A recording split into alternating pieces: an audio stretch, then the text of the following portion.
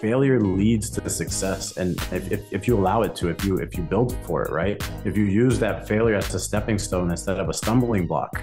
So I think it's very important to say to be patient. Moments like these where people may feel like financial turbulence, that's the time to build, that's the time to create, and more importantly, that's the time to set up finances for the next 10 years. You know, I've spoken to a lot of entrepreneurs that in 2008 during the housing crisis, they built their legacy. They built the next. Hello. Welcome to another knowledge bomb episode of Lead to Greatness, where we believe in helping others reach their greatest potential, and together we can change the world. If this is your first time joining us, please consider subscribing and hit that notification bell and hit that like button. This will be greatly appreciated in helping getting out this content to great leaders and great individuals like yourself. Today on Lead to Greatness, we have Alex Vergara. Alex leads EarthFund's community team, which is responsible for growing an engaged global community of people that want to fund big ideas with the potential to make a change in the world. Alex is a passionate, multilingual speaker, able to speak in English, Spanish, about all things blockchain, decentralization, and the impact that cryptocurrency have on a global scale. During this podcast, Alex will break down cryptocurrency and everything that goes into it. We're not financial advisors. This information is for learning purposes only. Please do your own research before purchasing anything with crypto. Please help me welcome Alex with Understanding Cryptocurrency.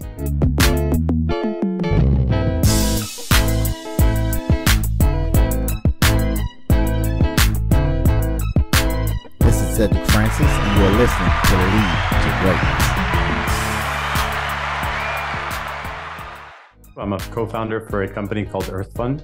Okay. It's a platform that makes Web3 easy. And a lot of people ask me, what is Web3? I think the one most people know is cryptocurrency. And that just leads a whole bunch of other questions after that. But basically, we help foundations and nonprofits and philanthropists and influencers come on into the world of Web3 with really easy tools, just to make it super simple. But also, I'm a father of two young kids, and I've been an entrepreneur most of my life. And I've studied nutrition and dietetics. I've gone into health and wellness, health coaching. I've gone into software, like I said, user experience, user design, like everything around all that stuff, fintech, all that good stuff. Awesome. How did you end up getting into cryptocurrency? That's a great question. So I've always been into technology, right? When I was little, I remember I was maybe, 7 or 8. My mom had a really nice computer at the time. And I just said, I want to know what's inside of that thing. So unknown to her, I went in with a screwdriver and I started trying to take it apart. And known to her, I couldn't put it back together. It took me 3 hours and I finally figured out how to put everything back together, but it was the worst feeling ever. But since that moment, I had a really big interest on how things work and technology and, that engineering side of things. And then I started getting into crypto because I went to a local cigar shop, and someone started talking about decentralized exchanges, and I had no idea what it was. So I started getting into it, and there was a project called SafeMoon at the time that I wanted to learn how to get it. It wasn't something that was readily available. It wasn't, let's say, an over-the-counter type token. So I started figuring out, how can I get this thing? I learned how to use it's called decentralized exchanges. I learned how to work on that. I lost some money in the process of learning. And then at the time I was a coach, and I showed one of my clients, Adam Bolt, hey, check this out. This is really cool. You'd really like it. You're really into technology. He's a fintech entrepreneur, successfully exited 3 companies. And he's like, wow, this is cool. So we both started working. I showed him what the decentralized exchanges did. And then someone that he knew started a token project. And from that token project, we became seed round investors. And I kid you not, I invested $30 into this project, and I saw it practically overnight turn into 70,000. Jeez. I mean, that's not what I realized, but either way, I'm like, wait, what just happened here? Why did this happen? This is a very powerful tool. So how can, Adam and I were talking, and he's like, how can we use this to make the world a better place? How can we make good software out of this? What are the things, the mechanics of all of this? And that's what led to the current project. Wow. Some people feel crypto is a scam. Let's talk a little bit about that. Yeah. So the way I would look at it would be, if you're investing in any company or you're starting any company, your partner can be a scammer. Just straightforward. It could be someone who's honest, someone that you trust. Yeah. someone who's going to build something successful with you, or it could be someone that's going to steal from you. So that's kind of how I look at it. Are there projects out there in crypto that are a get rich quick scheme scam? Absolutely. The same way there would be someone out there that you would partner with in a business that's full, their whole intention is to scam you. Yeah. Now, just there are people out there that are scammers, does that mean that you don't build? Does that mean that you don't partner with people or you don't trust with people? Yeah. So the truth is, it's very powerful technology, and when used properly, we're building the rails for the future. We're building the rails that everybody's going to be using this tech, and hopefully, if done correctly, people won't even know they're using it. So part of it, yes, there is a scam component to it. There are people that saw that it was a great way to fund, raise money from around the world, and that they could rug pull. But on the other side of it, people saw, hey, we can build very powerful software with this, and we can raise funds from around the world. So there have been a lot of revolutionary changes made because of crypto. The way I look at it is each token can represent a stock for a company, as what we would see as stock, right? This is not financial advice. Anybody that's listening, of course, the spiel. But the way, certain companies can have their tokens, and that's kind of a representation of the stock within their company.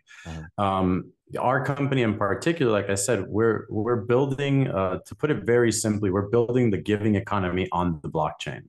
So I believe, and people within the company believe, that the future will be on the blockchain. So imagine the internet, what it is right now, expanding. And that's why they call it Web3. It's an upgrade to the internet. It's an easier way for us to send money across borders. It's an easier way to verify luxury goods, let's say. So if you have a Rolex on your wrist and you're not sure if it's real or not, at some point, blockchain technology will verify that Rolex. So there's already companies that have been using that for verification of luxury goods. I mean, if you look at the LV group, the owners, or the main shareholder, let's say, is the richest man in the world. Pretty soon, those luxurious goods will be verified through blockchain. So you'll know all the owners that had it up to that point. We'll know exactly where it came from, the factory, etc. So basically, it's a revolution of the internet. Our company is providing the tools for nonprofits to come onto the internet and use those. We talk about Gen Z and like millennials, and there's the truth is there's a big difference between that generation and the previous one. And a big part of that is remote, right? Like, so, we're having this remote communication, and before podcasts would kind of be face to face, there'd be live recordings, right? And that kind of goes into the work environment too. People want to be owners of where they're working, right? They want remote work. They want more democratization of where they're working. They want more representation. The same thing is happening now with charities. People are asking, where is the money going to charity? Where is it going? I'm giving $1. Where is this dollar going? How much of it is going to the actual cause? And not only that, but they want to have a say in what's happening with that money as well. Right. So our platform allows people to see exactly where the money is going. It's all in a ledger, which we use Ethereum to do, the network. You can see not only where the money is going, but now you can also vote which projects get funding within that foundation.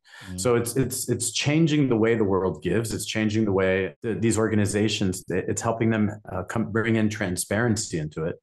And it's just kind of putting it on its head. Everybody knows the fees up front, and because of that, they can donate, they can share, and our platform also has a community component to it. Okay. So if I go in, I'm very passionate about mental health and wellness, which is actually our first cause. I can come in and I can share my story as to why I'm passionate about it. I can say, I really like this project in particular. I think more people should contribute to it, and I can share it through social media.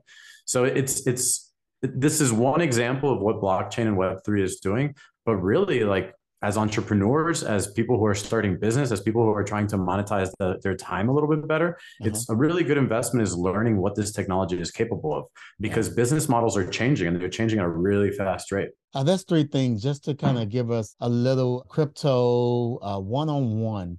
What is decentralization? What is blockchain, et cetera?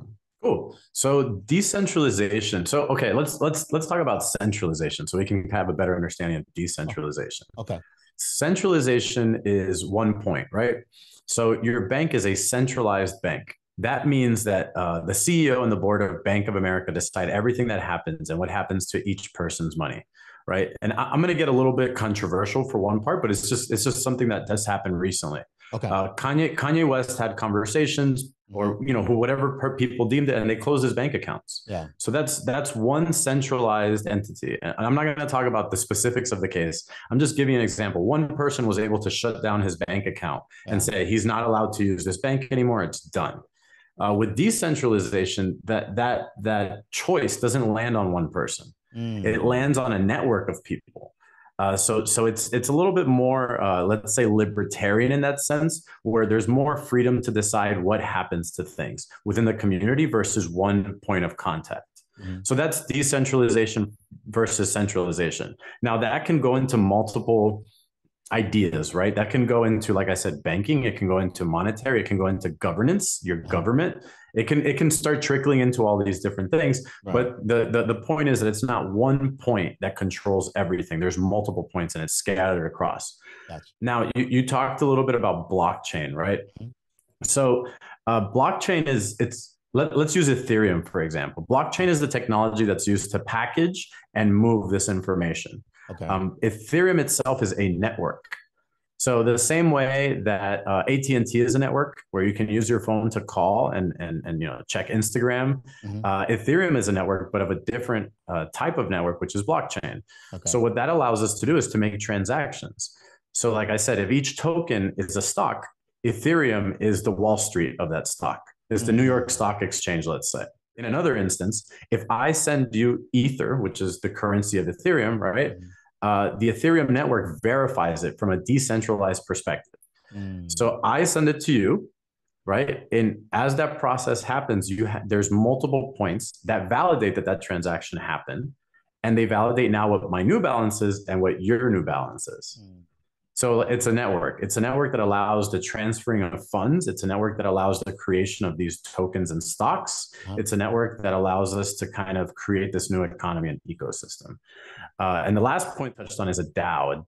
So now we get both of those points, right? We have a decentralized side of things, and we have the blockchain technology to use the autonomy, right? To make it automatic.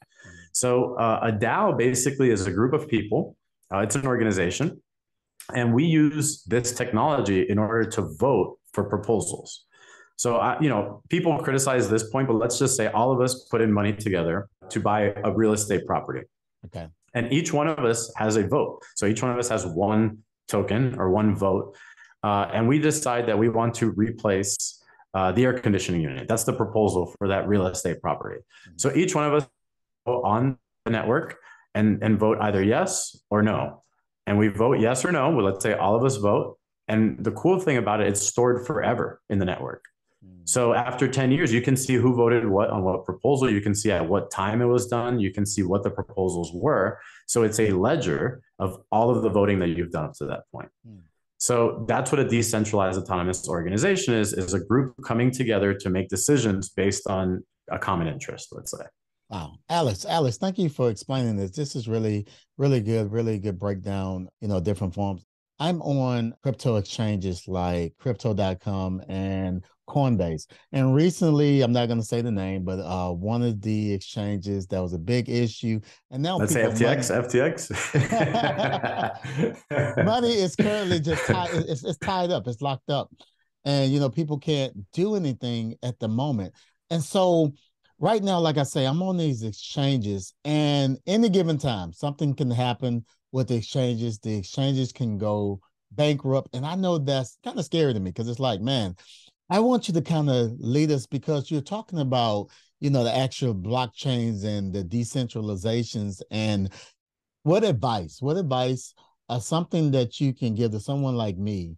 Maybe is that okay? Or should I consider doing a different thing or taking crypto to the next level?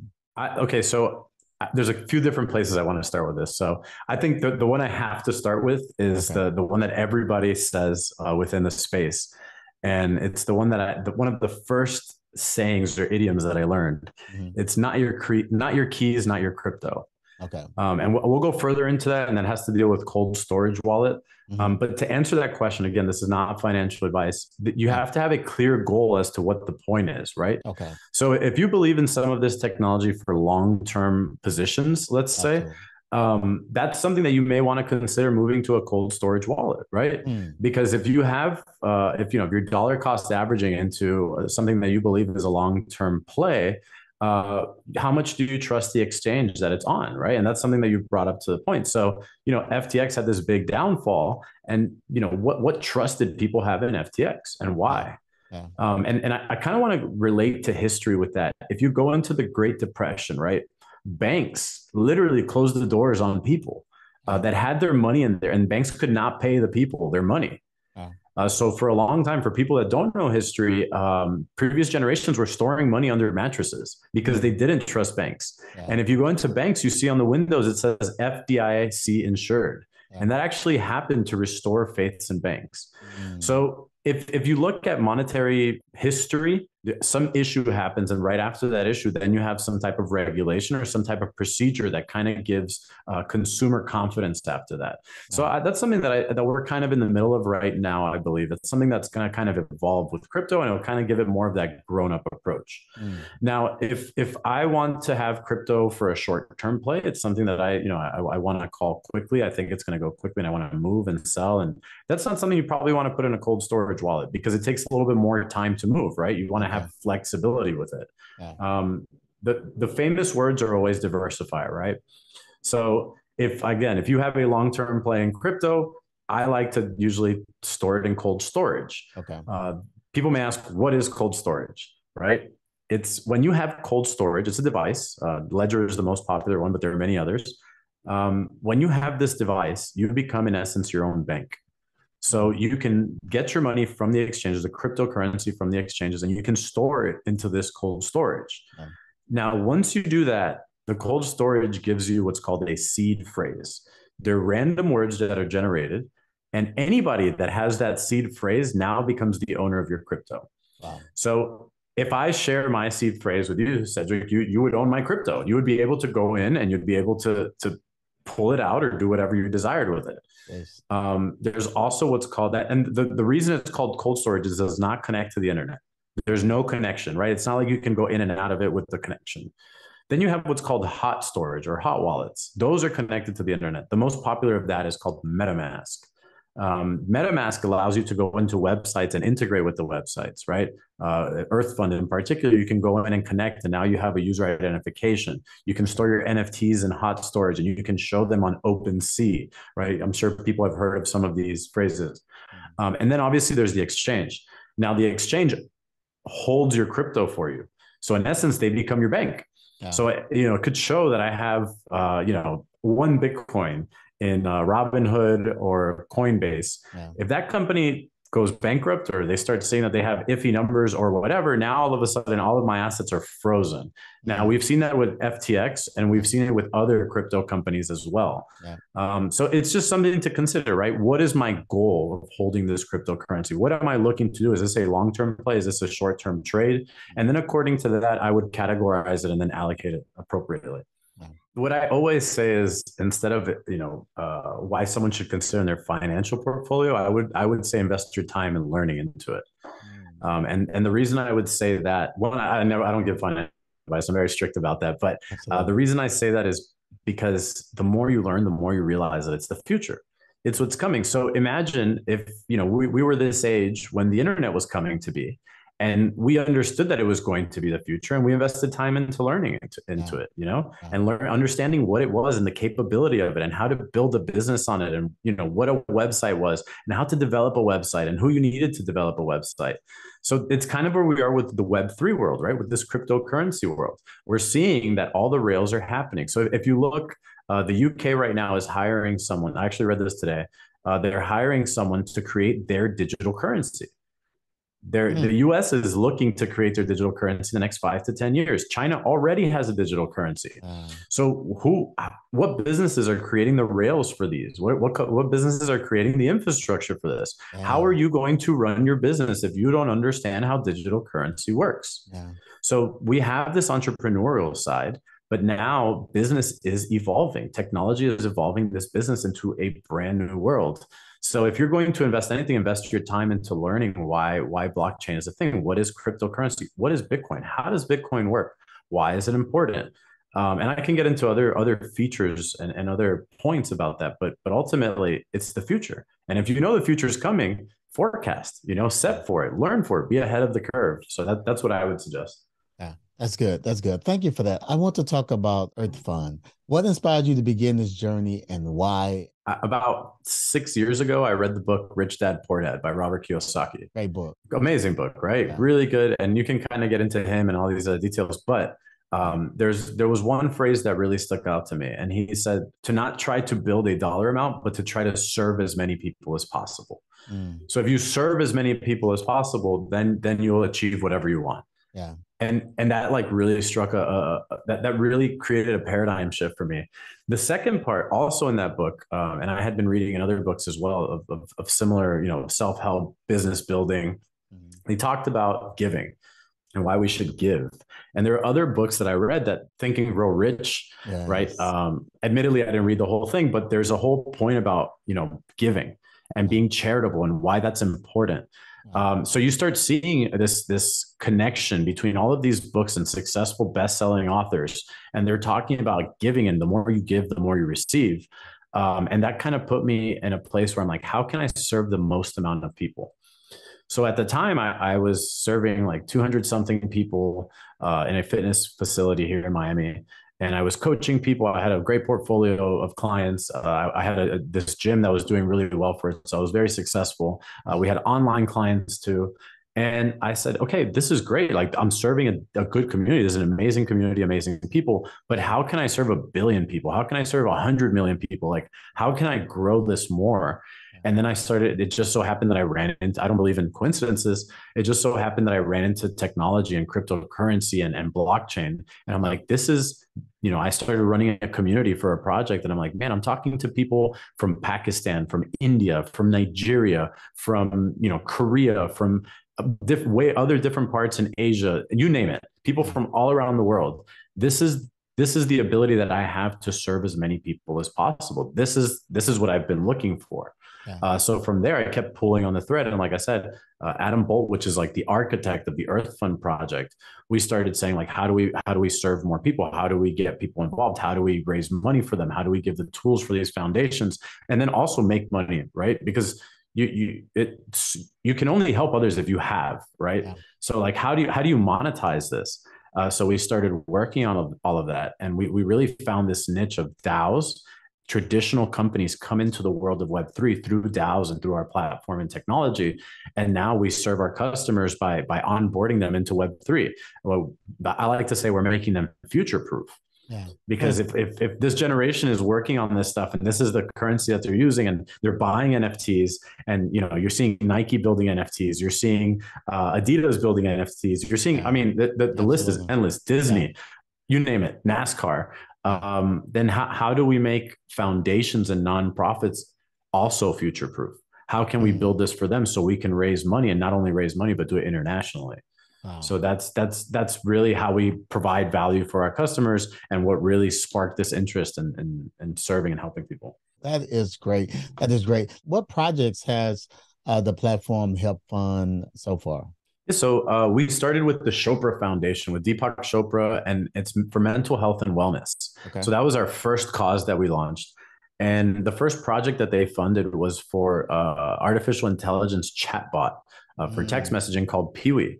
And Peewee, if someone's feeling depressed or lonely or having suicidal thoughts, they can write to this AI bot, and the AI bot responds to them, and they have a communication, and it's anonymous. Wow. And there are certain factors that once the people hits that threshold, the bot says, okay, they need professional intervention, and they'll contact and they'll intervene professionally.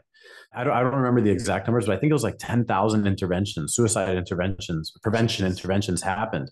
Wow. Awesome. Yeah, our platform was able to thankfully raise $100,000 for that cause. We also worked with veterans and helping veterans with PTSD. We also had a female empowerment platform for women that had been abused so that they can kind of go into rehabilitative programs and kind of get back into society and feel empowered. We also had another one recently that was for reforestation. So reforesting Ghana and really working on bringing back trees to a community that didn't have it, but more importantly, employing people within that region to help them farm and work on it. So it's been really rewarding. Our platform so far for these causes has raised over $170,000. And now every day we have DAOs that want to start forming on our platform and using our tool sets. So I think within the first 2 weeks we had over 194 interested DAOs. So it's been pretty powerful. Wow, that's amazing, Alex. Amazing.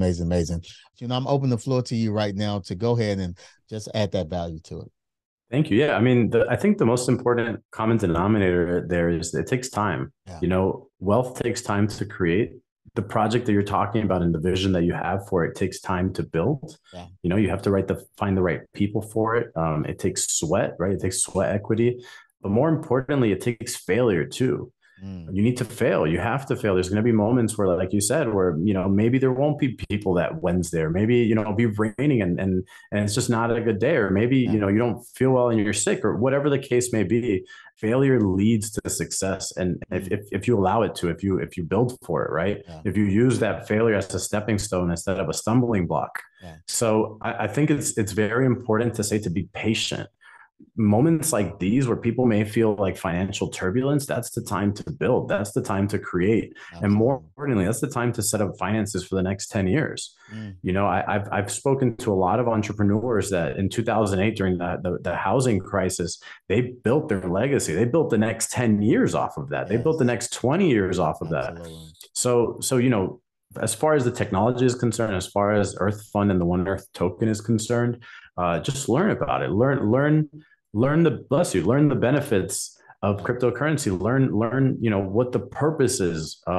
As far as digital currency for countries, once the US and the UK go into a digital currencies, what is cash going to be? How are you going to have freedom to spend without governments knowing what you're spending? Yeah. I believe it's Bitcoin, but learn about that. Learn about where things are heading in the future, and if you can have a good idea of where things may head in the future, you can make the right choices today. That is a knowledge bomb, Alex. Thank you so much. What are some tools, tips, advice that you can share with the Lead to Greatness community to help us reach our greatest potential? I would say someone gave me some piece of advice a while ago that was really impactful to me. And he said, make sure you make your decisions based on what the right thing is to do versus outcome. Because the outcome, you never know what it would be. So even if it's an undesirable outcome, at least you'll know you made the right choice. The thing that I will say to that is to adopt a stoic mentality. Right? Look at every potential scenario that happens to you, no matter how terrible it seems, and ask yourself, how can I build myself from this? Recently, I've gone through a lot of personal turbulence, and I won't get into details, but it's been really, really tough on a personal level. And every day I reflect and say, how can I build from this? How can I make myself better? And how can this be a win for me? So I would say always look at life through those two scopes, and it's helped me out tremendously. Thank you, Alex. Thank you so much for taking time out of your busy schedule and adding this value to us. If someone wants to connect with you and what you're doing, where should they go? So definitely visit earthfund.io. That's the website. At earthfund_io is on Twitter. And if they want to reach out to me personally, my Twitter handle is @thealexvergara. So those are the three good places to find us. On behalf of the Lead to Greatness community, I want to thank you so very much for taking time out of your busy schedule and adding value to us all. Thank you so much for having me. This was awesome. I really appreciate it. So we want to thank you for joining us today on the Lead to Greatness podcast. And if this is your first time, don't forget to subscribe. Hit that like button, hit the notification bell so you won't miss any of these amazing episodes. And if you're on iTunes, go ahead and rate the podcast and leave a review. That helps get the word out to great leaders and entrepreneurs like yourself. So we want to thank you for joining us today. So remember, if you help others reach their greatest potential, together we can change the world. Peace.